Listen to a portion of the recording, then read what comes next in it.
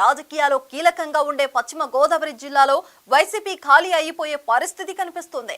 జిల్లాకి చెందిన కీలక నేతలు గ్రంథి శ్రీనివాస్, చెరుకువాడ శ్రీ రంగనాథరాజు టీడీపీలో చేరడం దాదాపు ఖరారైందంటున్నారు. అదే జరిగితే ఉమ్మడి పశ్చిమ గోదావరి జిల్లాలో వైసీపీ ఖాళీ కావటంతో పాటు పక్క జిల్లాలో కూడా ప్రభావం పడక తప్పదట.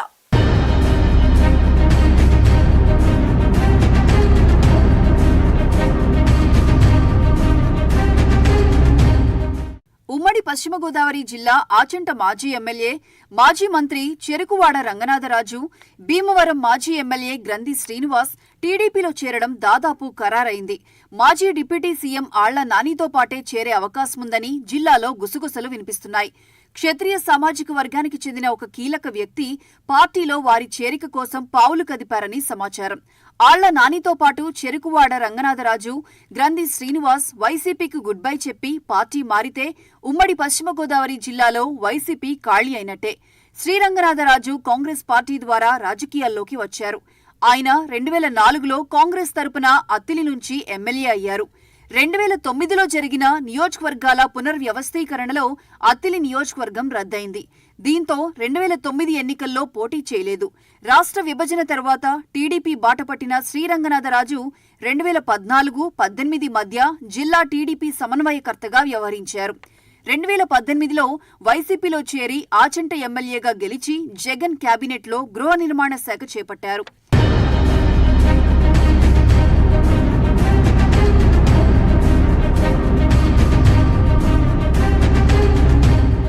ఇక భీమవరం మాజీ ఎమ్మెల్యే గ్రంథి శ్రీనివాస్ కూడా వైసీపీకి గుడ్ బై చెప్పబోతున్నట్లు ప్రచారం ఊపందుకుంది.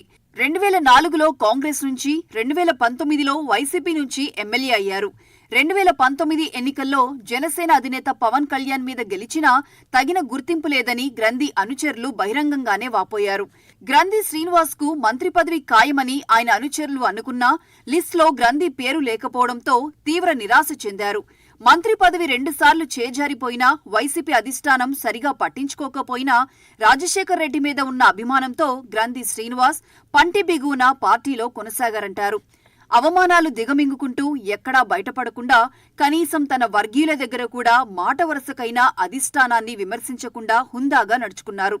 2019లో గెలిచినప్పటికీ తనకు వ్యక్తిగతంగా వైసీపీ అధిష్టానం ఏమీ చేయకపోయినా 2024లో రెట్టించిన ఉత్సాహంతో ఎన్నికల రంగంలోకి దిగారు. చివరిదాకా పవన్ కళ్యాణ్ తిరిగి పోటీ చేస్తారని ప్రచారం జరిగినా ఆయన వెనుకంజ వేయలేదు.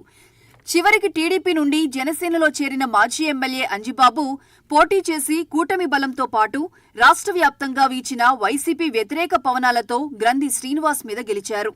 అంజిబాబు జనసేనకు వెళ్లిపోవడంతో భీమవరంలో టీడీపీకి ఒక బలమైన నాయకుడు అవసరముంది.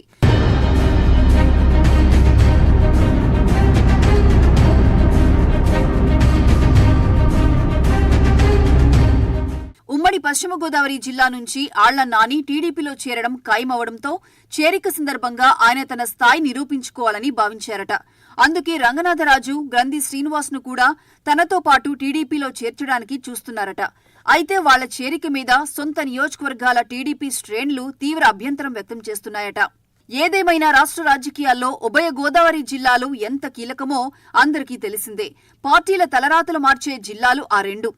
అలాంటి వాటిలో ఒకటైన పశ్చిమ గోదావరి జిల్లాలో వైసీపీ ఖాళీ అయ్యే పరిస్థితి కనిపిస్తోందిప్పుడు. ఆళ్ల నానితో పాటు చెరుకువాడ రంగనాథరాజు, గ్రంథి శ్రీనివాస్ టీడీపీలో చేరితే ఆ ప్రభావం పక్క జిల్లాల మీద కూడా పడే అవకాశముందంటున్నారు రాజకీయ విశ్లేషకులు.